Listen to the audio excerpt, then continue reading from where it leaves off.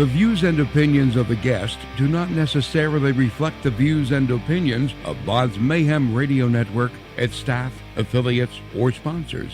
Parental discretion is advised. Welcome to BODS Mayhem Radio Network. Hi, this is Dan from the Aviators, rhythm guitar player, and you're listening to BODS Mayhem Hour. Welcome to BODS Mayhem Hour, your source for all hard rock, heavy metal, new metal, alternative, punk, horror punk, hardcore, rock, and all local bands, with your host, John the Bod, a.k.a. the Bodfather. Hey everybody, welcome to BODS Mayhem Hour. I am your host, John the Bod, a.k.a. the Bodfather. As always, I'm bringing you guys awesome interviews. Today, it's an honor and a privilege to have Daniel. He's a rhythm guitarist of the Aviators. The Aviators hail from Bakersfield, California, and have a decade of pounding out music and shows, that is for sure. The Aviators have released their fourth album, Flowers and Moonshine, and also a live footage music video for their latest single, Goodbye to the Rain, filmed at the Canyon at the Rose. Also, the Aviators are here for one reason and one reason only, to fill your soul with rock and roll. So, how's it going, man? Pretty good. How's it going over there, man? Doing awesome. Glad to have you on the show and talk about the Aviators and this new album from you guys. Yeah, really appreciate you having me on. How's it been working with tag publicity so far, Daniel? You know, what's really interesting with tag publicity is that we made contact probably, like a month and a half ago, and I really enjoyed just them as people. And we've had past experiences with PR companies, and I told them this. I was like, we had PR experience. It didn't go the way that we wanted it to go, and that they really assured me that this was different, and that they were actually out there to look for the band, look out for the bands. And sometimes you hear those kind of things, you're like, yeah, okay, sure. You might be looking for something else. Your intentions may not be there, but since we said yes, we do want to work with you guys, they have been nothing but helpful, and they've come through with everything that they said they were going to do, and they really have us, our best intentions in mind. And I don't know if I could be happier with another group. It's like I've always said, regardless of what it is, when you're trying to get somebody's attention or somebody's help, and they say, "Yeah, we'll do it." Actions speak louder than words. That is right, and I'm all about that. The entire band's all about that. We've been around too long enough to have smoke blown up our ass. Yep. So I can understand that. That is for sure, and that can be easily done in the field that we're in. It can be easily done. Yeah. So you guys released your latest single, Goodbye to the Rain. Was it hard to choose between the current set of songs on this album which one would be a single or a video or even a follow-up single? Also, what did you want that single or song to say for the Aviators when somebody heard it? We really wanted a song that encompassed everything that we were about. So, like with Goodbye to the Rain, it's got, a hard guitar riff. It's got kind of a softer spot. It's got the bigger chorus that we really wanted. I think there's an excellent point in the song that showcases each person. Our Matt Reed, our bass player, gets to come through. Sherwin, his drums are excellent. August's vocals are great on it. Great, vocal lines in it. And then our new guitar player, Matt Purdy, he plays excellent slide, and there got to be, a slide guitar moment. So we were thinking of what song to use. It's the one that, really shows off everybody, and one that we think that a lot of the people were going to enjoy. What do you think Matt's brought to the band that it was missing, if anything, possibly? When you get a lead guitar player, lead guitar players can do a lot of things. You can bring, pizzazz, and, you could be really fast, and, that's cool for listeners. I think the best thing that he's brought is more of a musical ear when it comes to lead guitar playing. And, so you listen to his leads in the album, and you can hear melodic lines. And then, when he needs to go out there and play something fast, and be that lead guitar player guy, he does it. But I think his mind, he thinks to do both. He knows that not everybody in the world is listening for that fast guitar player. Yeah. A lot of our listeners, usually when it comes to fast guitar playing, fast guitar players like listening to it. So the general audience, he's a lead guitar player for the general audience, I think. And I like his approach to playing, because it really is impressive to more people. Are there any songs standing out more to you than any right now, if possible? I know it must change every time you listen to it, but are there any that stand out for you? Any favorites, maybe? I really like One Last Cigarette. I think that the riffs together, it kind of really reminds me of, what we were listening to at the time. I was really into like a Cinderella kick. So if you listen to that song and you think of some Cinderella stuff, that really kind of pops in there. And it's kind of got a southern vibe at times, kind of like the Blackberry Smoke. And then the end, I guess, quote unquote, third act of the song, or whatever you want to call it, really breaks into this like fog hat moment. And I think that's an underrated band that people need to appreciate a little bit more. So we were, I was very happy to put something in there as homage kind of to, the sound of Foghat, which I think is a great band. Who produced this album for you guys? It's self-produced, but we recorded at Alm Studio in Bakersfield, California. And Brian Boozer, who owns the studio, he's the one that kind of did all the engineering and stuff like that. He really did add an ear to it. So, I mean, that's what we really like to do. We like to work with people that, not necessarily a producer, because unless you're, paying the big bucks for someone to really produce, you're not getting much out of a production. Do you guys like having the freedom and control to do what you want to when you're self-producing and not have that influence to come in? Do you like to do this on your own? Do you like to have the self-control of it? Really, because like when you have a producer that you really trust and that, you're paying money to produce your stuff, it's easy to have somebody kind of control something, and say, let's do this. And you're kind of corralling people together to get it done. Now that at times can lead, what we want to do sometimes goes out the window. But sometimes when the five of us get together, or any band gets together for that matter, and they really want to put something together, it's hard for people to come to a conclusion. And it's because everybody's so passionate about it. So what happens when you self-produce, you get more passion out of a self-produced album, I believe. The road to get it done is not as easy as a produced album. So I think they both have their advantages. What do you hope everyone takes away from the new single or message you hope they hear while listening to it, or just any of the Aviators music in general? Well, I think with any of the Aviators music, my favorite thing is we didn't want to reinvent the wheel. That's not something we were ever interested in. I don't particularly listen to bands who do that, and I don't know what that says about me. But I wanted someone to pick it up, or any of our music, put on a song and go, yeah, I get it. You're bringing back a sound that people really enjoy. A lot of people grew up with that classic rock sound, and I think it's really familiar for people, and it's kind of a new version of that familiar sound is what we really want to provide for people. I know people are going to yell at me and cuss at me when I say this. Greta Van Fleet, they sound like Led Zeppelin, and I mean, there's nothing wrong with that. I don't think there's nothing wrong with that, and people are digging it. People are digging it, and I have my opinions on it, and the fact that they're really the forefront of bringing this type of music back, I commend them for it. I'm happy that they've done it.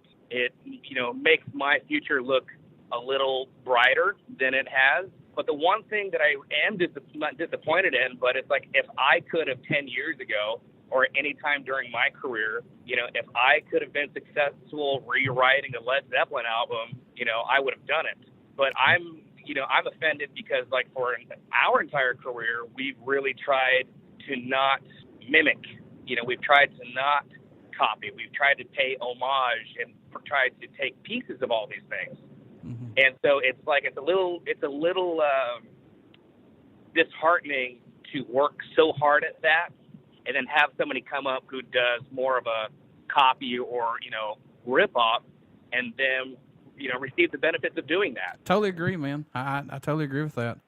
And I've been in this for a while. Music always comes back around. Every style does just about. Right. So just hang in there. Yeah, and what's funny when you say that is when the band was started, if you go back to the really late 80s and early 90s, it's okay, Lenny Kravitz came out of nowhere. And then you think of, early 2000s, Jet all of a sudden came out of nowhere. Yes. So it's you do have these patterns of these classic rock type bands who have come out at a time where that necessarily wasn't cool.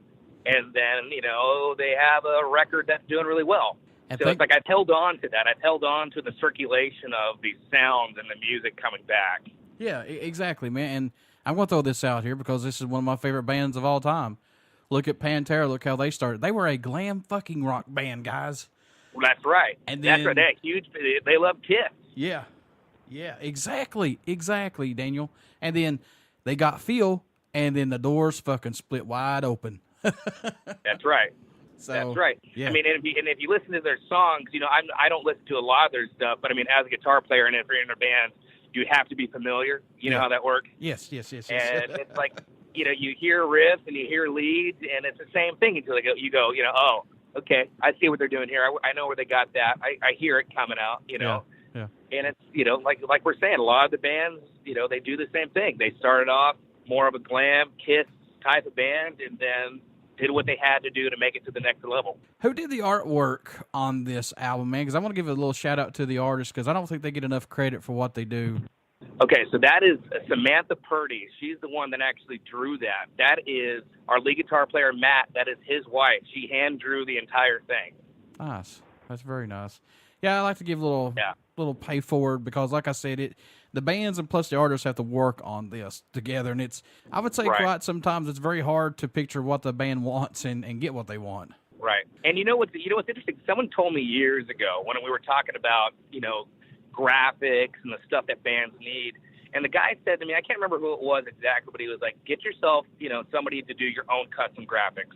Get somebody that you know that does stuff really well, that, you know, can pick your mind and really put something out. Like, is a fan of the band that can put something out that really represents, you know, what you guys are doing. So, you know, this time around to be able to get somebody so close to the band to really put something, you know, we put a couple ideas out there and, you know, said run with it. And then when it showed back up and you seeing it with all the Southwestern colors and the detail, it was really above and beyond what we expected. And that's the biggest thing, what draws fans to albums. I mean, the artwork. I mean, that's what they see. That's what first grabs their attention if they've not heard of a band before. And there you go. They normally get a fan out of that. Right. Let's go back to May of 2014. You guys were the first band to ever open for the hard rock trio California Breed, which featured Glenn Hughes, of course, Jason Bonham, and then Andrew Watt at the Whiskey A Go Go. Would you say this is when the band got the opportunity for more things to flow your way? You know, I hate to say completely yes, because, you know, that kind of makes your entire career around that one moment. Right, yeah. But, you know, to an extent, it really did put us next to some heavy hitters. And I think what it really did, too, is it kind of made things a little bit, you know, normal. So, you know, the audience that night was kind of mythical in its own right. You know, like Joe Bonamassa was walking around in the audience. We didn't know till after, you know, he was kind of incognito with a low hat, and afterward, you know, he posts on his social media, you know, talking to California Breed and saying how great of a show it was. And we're like, what, Joe Bonamassa was there walking around, you know, and Lita Ford was there. And, you know, Chad Smith from the Red Hot Chili Peppers are there. That's awesome. But I think what it also did for us, though, is it's like we live in a different era where it's like, even if we were Glenn Hughes' favorite band at this point, there's not a lot of guy like that can really do anymore. You know, back in the day, it's like, hey, I heard this band, let me call my friends, you know, they'll get you on tour, they'll do this. Yeah. You know, it's got to be, you know, how much money can those guys make me is, I think, the first question these days. That was kind of the situation we kind of, you know, reached. It was like, yeah, you have all these cool people telling you you're doing great, and, you know, you're building your resume, but it's not necessarily, you know, no one's going out and doing favors. Or how many likes you have on social media, how many followers you have on Instagram, stuff like that, which is really sad. That shouldn't have nothing to do with you getting on a tour or anything like that, which is sadly, that's how it is today. You take out the promoter, pretty much, you're the promoter yourself. Right. Daniel, how much growth musically have you seen this band and plus yourself go through up to the release of this album? Or has it just been more of a personal growth for each of you guys involved in the Aviators? Oh, no, there's been so much growth. You know, from the really, really early stuff, I think, you know, myself and lead singer August, like we kind of had this vision to be this new classic rock band, but it's hard it's hard to write music, because you have 4 or 5 guys, at any given time. And, if someone goes, I want to write, because, for example, like at the time, I'm more into heavier stuff, okay? I'm more into pop stuff. So it's like, okay, you have to write something that keeps everybody happy. And that's not necessarily the product that you want to put out. So then as the years evolve and you get new members, and, because early bands, you really have to solidify these lineups, because there's a lot of factors that go in. But once you finally are with that crew of guys that go, yeah, I like this product. I also like the music that's like this product. I like what we're creating. And then, so that means that you have more confidence in what you put out.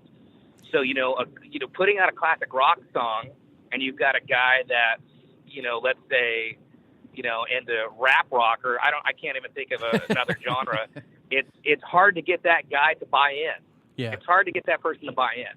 So once you have total buy-in from your band members, and everybody's, we all like the same music, we're all happy to put stuff out, that's more or less where the growth comes from. It's the ability. Growth is more like being able to put out what you want and being confident, and have people go, yeah, like other people in your band look at you and go, yeah, that's good, let's do that. And everybody's excited about it. That's really where the growth comes from. When you go back and listen to the old stuff, do you kind of cringe, go, did we really put that out? You know what's funny? I go backwards. When I first put something out, I cringe. So I've told the guys, in the band, like, when we initially put songs out, don't let me be in charge of what goes out, because, like, I remember, if we had an argument in the studio, I remember if, there was a little hiccup, and when I put a brand new album on that we put out, I go, I cringe, and I'll put it away, and then, we'll play the songs live or something, and then I'll be riding around in my car, especially if there's nobody else around. I'll put it on and I'll turn it up, and then I'll hang my head and be like, I shouldn't have been so hard. It's better than I thought it was. And I've done that with every single release. Chill out, dude. Yeah, I know. That's why I said I need someone else. Somebody else listen to this. But I'm that guy. You want to be perfectionist. I mean, you're putting this out there for folks to listen to. That you can't go back and record once it's out. I mean, you can go remaster it, but you don't want to do that if you just put something out that quick. So right. It happens. When you guys come into the recording studio, do you do anything differently during the writing and recording process to maybe help keep your mind fresh and open to not get bored with it? Do you do anything differently, maybe? Oh, man, that's an interesting question. I think what keeps you not getting bored, like for us not getting bored, well, this last album, everybody recorded together. And we did some overdubs later with vocals and lead guitar. But other than that, like all the tracking, we were in a room together. The amplifiers, one was in a restroom, one was in a bathroom, one was in the front lobby, of the studio. So it's like we were all playing. And that really created a vibe that was easy to do. You don't get as tired when you have that natural energy together. Now, the past ones we've tracked. The drums go first, and then we build on top of that. And that can definitely be tiring. But when you do it like with a full band, and then you hear playback, and then playback's like, yes, that's what I wanted to hear, that keeps you going. A lot of copy and a lot of playback. What can fans expect at a show from the Aviators who have not got to see you live as of yet? Oh, man, I think one thing that they're going to expect that they may not know what's going on at the time, but their ears will definitely hear it. We try to recreate that sound that we like, that classic rock sound, down to the instruments. We don't really use anything.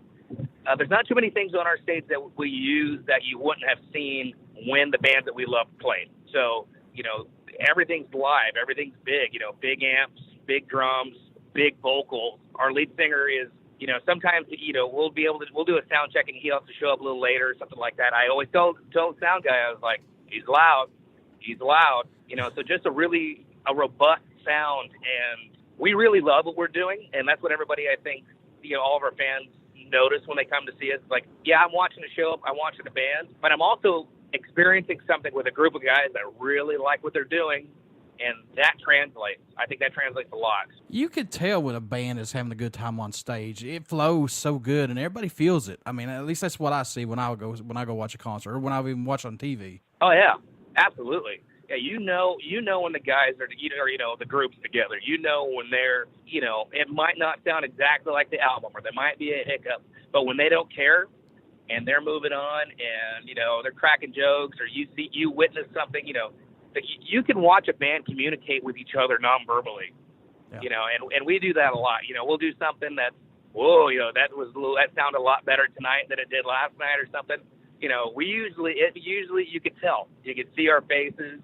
And what's funny is, like, if someone does something a little off or something like that, at this point, we've been doing it so long, it's more funny. It's funny. We're very confident going into it, and we want our fans to know that. Like, we're here with you. We're here together. We're living in a digital era of recording albums to get music out quicker, and now we got social media to reach out to more people.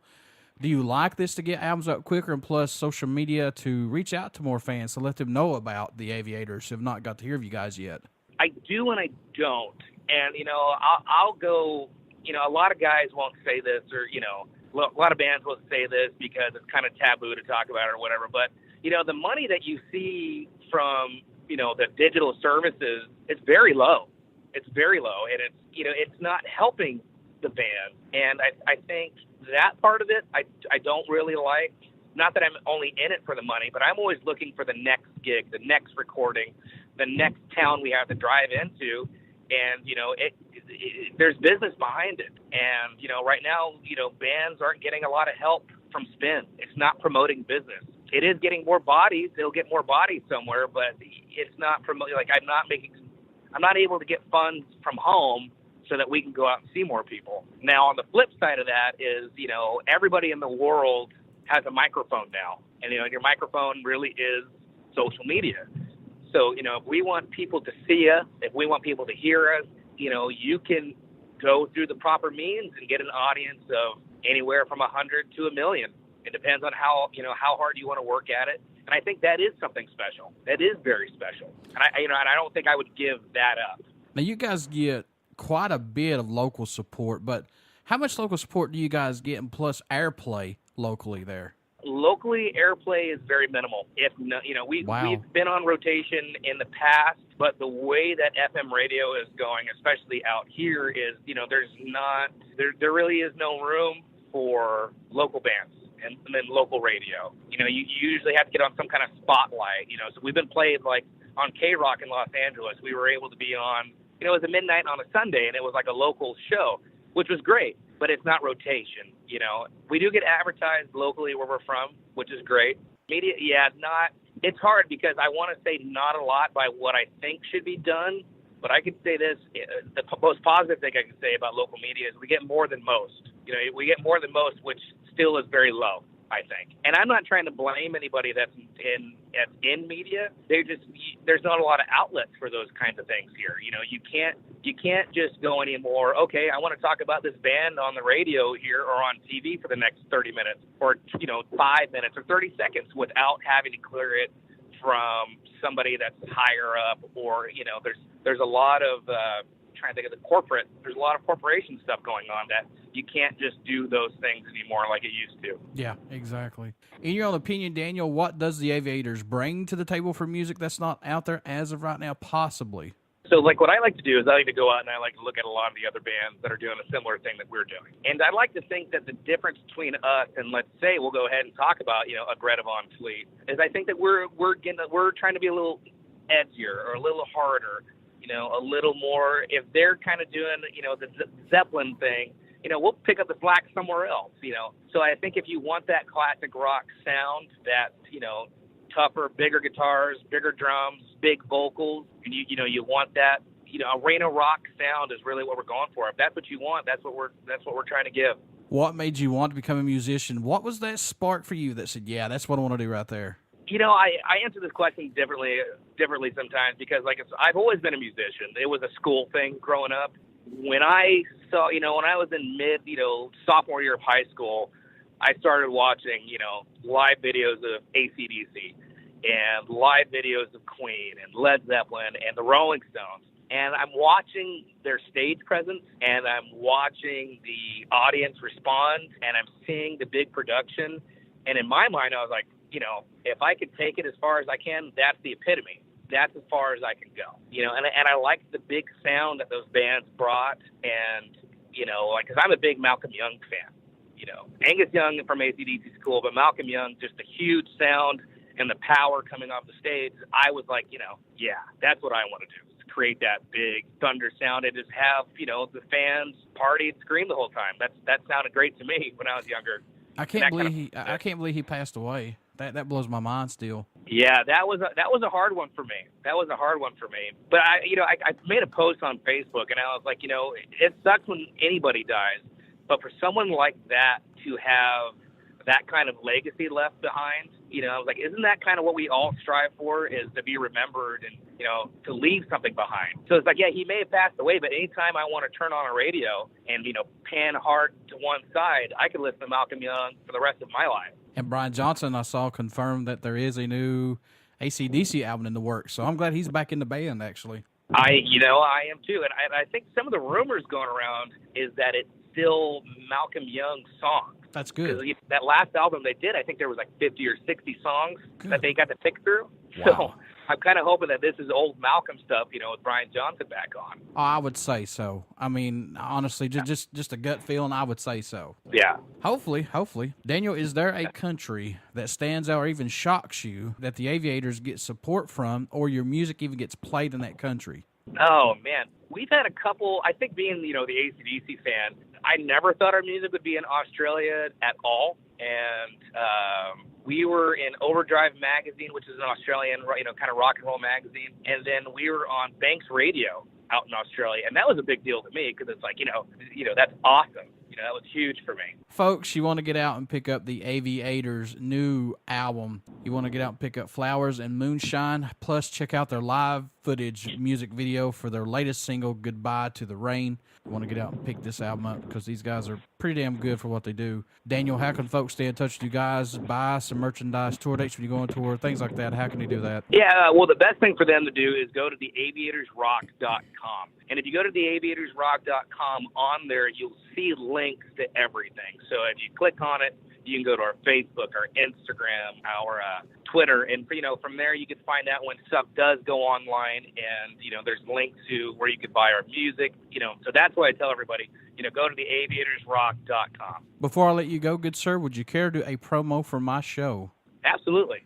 Hi, this is Dan from the Aviators, rhythm guitar player, and you're listening to BODS Mayhem Hour. Everybody stick around. I got some great stuff coming up, and you only hear these interviews right here on BODS Mayhem Hour and BODS Mayhem Radio Network. Please get out and check out our Facebook page. It has our YouTube link plus our podcast link, and get out and check out the Aviators. Daniel, thank you so much for being on the show, and best of luck of 2019, my friend. Thank you so much.